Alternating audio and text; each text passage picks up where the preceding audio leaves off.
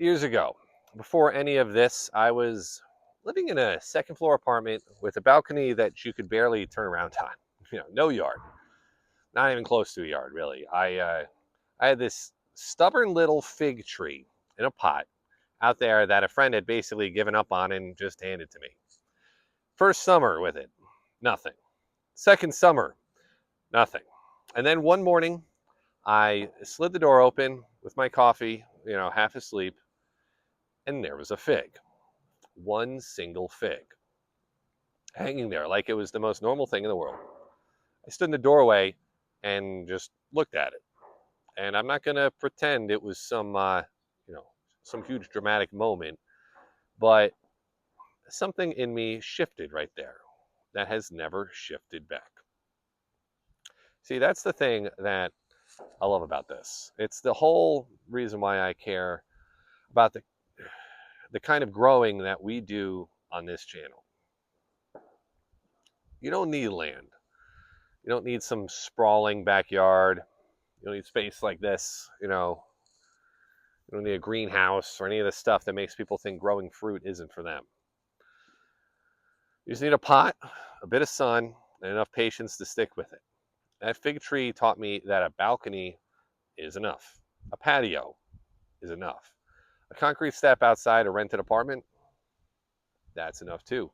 And I think that matters more than it sounds like it matters, because so many people have quietly decided that growing their own food is something for other people.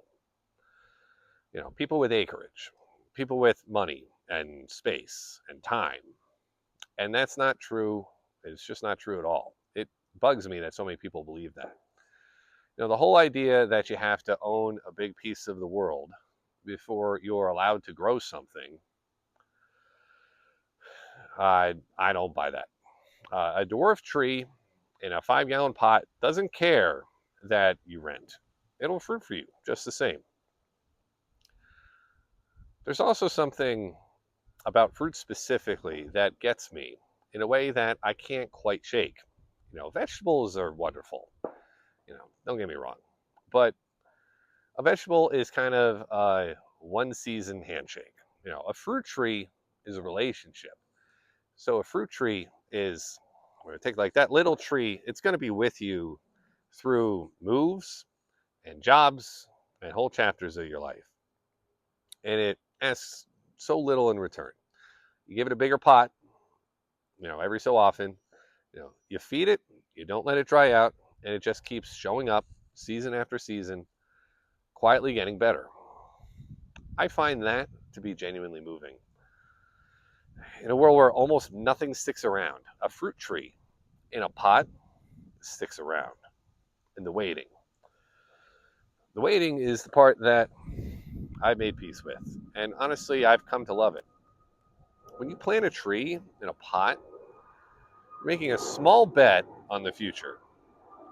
You're saying, I'm going to still be here, still caring for this when this finally pays off. Or at least, someone will be there for the payoff. There's a kind of quiet hope built into that. Every person who pots up a little fruit tree is, whether they'd put it this way or not, betting on their own tomorrow. And I think that's beautiful. So when I'm behind the scenes here, like sorting through what to show you next, that's the feeling that I'm always chasing. I'm not trying to turn you into an expert. I'm trying to get that pot onto your balcony. I want you to have your own version of that half asleep morning where you slide the door open and there's suddenly fruit there that, wasn't, where there wasn't any fruit before. And you just stand there grinning at it like an idiot.